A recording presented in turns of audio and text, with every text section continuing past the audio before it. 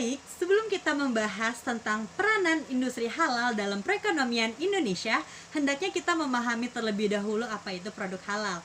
Menurut Undang-Undang Nomor 33 Tahun 2014, produk halal adalah produk-produk yang dinyatakan halal sesuai dengan ketentuan syariat Islam. Sehingga yang mana dari produk halal ini akan membentuk sebuah rantai yang membuat industri halal.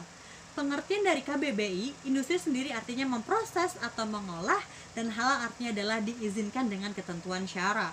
Sehingga industri halal merupakan sebuah kegiatan memproses atau mengolah barang dengan menggunakan sarana atau peralatan yang diizinkan oleh syariat Islam. Selanjutnya, apa yang menjadi alasan bahwasannya industri halal berkembang di dunia maupun di Indonesia? Yang pertama, dari jumlah populasi muslim.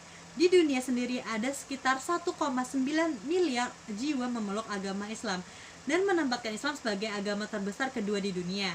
Dan Indonesia sebagai negara yang menduduki peringkat pertama dengan persentase 87,2% atau setara 209,12 juta pemeluk agama Islam.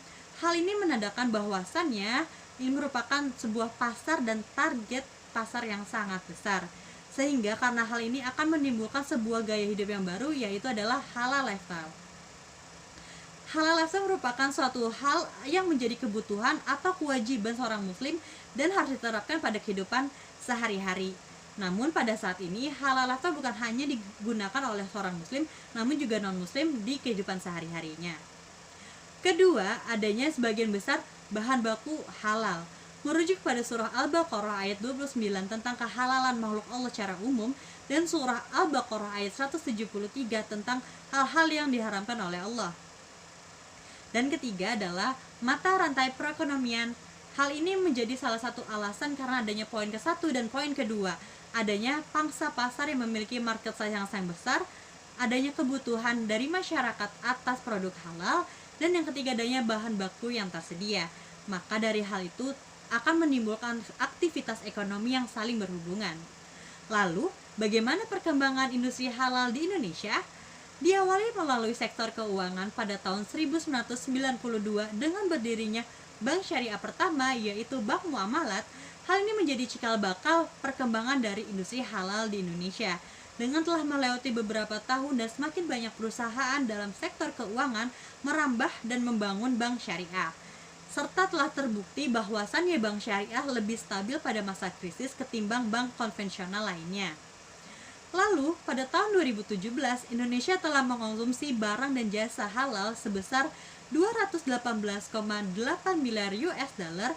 Hal ini berdasarkan dari riset Economy and Strategy 2018 dan diprediksikan akan terus bertumbuh serta diperkirakan pada tahun 2025 konsumsi barang dan jasa halal akan mencapai sekitar 330,10 miliar US dollar. Lalu di 2018, menurut State the Global Islamic Report, Indonesia menempati peringkat pertama sebagai negara dengan pengeluaran kuliner terbanyak dan menjadi salah satu negara yang ramah muslim karena berkembangnya wisata halal di Indonesia.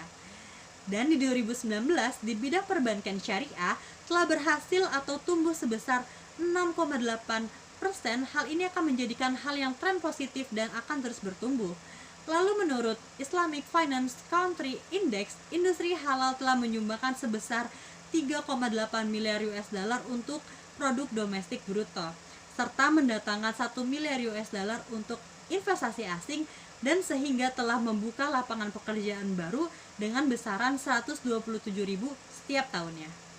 Dan bagaimana apabila industri halal tidak ada?